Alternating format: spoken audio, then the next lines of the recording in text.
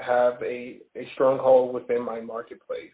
You know, there are other companies like the Cleaning Authority, but I really don't run into them when I go out talking to customers. They're not like saying, oh, I'm going to compare you. I have Molly Mays to come in to give me a quote as well. It's usually my neighbors, cleaning ladies coming over to give me a quote. Got it. Do you have a crystal ball that says in the next 3 years that might change or not?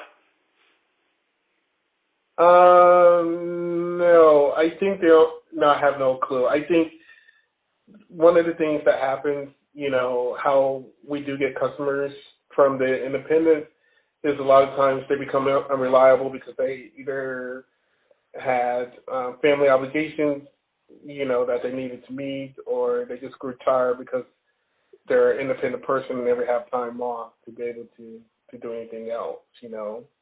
And so they become unreliable, then people have a tendency to look for a service that's more accountable to them than an independent person. Excellent. Again, jumping around here real quick. So you didn't want to share your revenue detail. That's perfectly fine. Would you be comfortable sharing a next 12 months or a next 3 years % growth that you expect for your revenue? So, I think from like 25 to 30% per annum over the next 2 years. Perfect. That's very helpful. Thank you. Next one, you comfortable sharing average price of your service? No. Got it. Next one, one moment, please.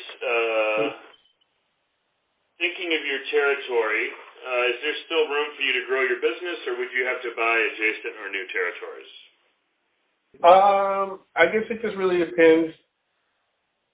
The short answer is there's room. I still have runway left in my existing territory, but my vision is to be much bigger, so I would need to acquire additional households, which would equate to getting more territories.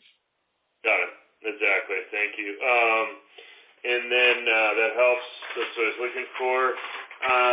In the interest of time, and again, you may give me rough numbers or you may choose not to. Kind of rough cost structure, 100% of revenue, X% was your cleaning folks, Y% was marketing, Z% was office, W% profit. Are there any kind of % of revenue figures or ranges you'd be comfortable sharing? So, as a percent of sales, then obviously the biggest expense factor is employees who are delivering the service.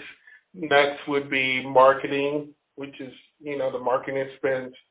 And then everything else is marginal compared to those particular two buckets. What's your perspective on and I'm not asking for yours, but obviously I'll take it if you're willing to share, but what is typical profit margin for a cleaning business through a franchise? Do you kind of steady state? Yeah, I think, 15 to 20 basis points, I think is reasonable. Got it. Is this a cash flow? I mean, it feels like kind of the working cap is pretty favorable here. I'm guessing people pay pretty quickly. Is there any cash flow consideration in this business other than whatever, that different from the profit profile, if that makes sense? Yeah, I mean, you don't really have receivables unless you do have commercial customers who usually it's a net 30 with those particular customers. So, I mean, that's one of the allures or the attractions too, is like I said, you don't carry a big book of receivables. It's payment is due at the time of service. All right. Thank you. This is great. Just looking at the clock, I only have so many more, but we'll make it work. Again, as you're comfortable, how much was your initial investment to buy your franchise, including startup costs? If possible, break it down to the Cleaning Authority versus your own. So what I would tell you is that, the Cleaning Authority, there's some public guidance in terms of what it costs to do a Cleaning Authority franchise. It took more than that, is what I would tell you. Got it. Yeah. just for your overall setup and just for at the business level, meaning it's more than just the amount you pay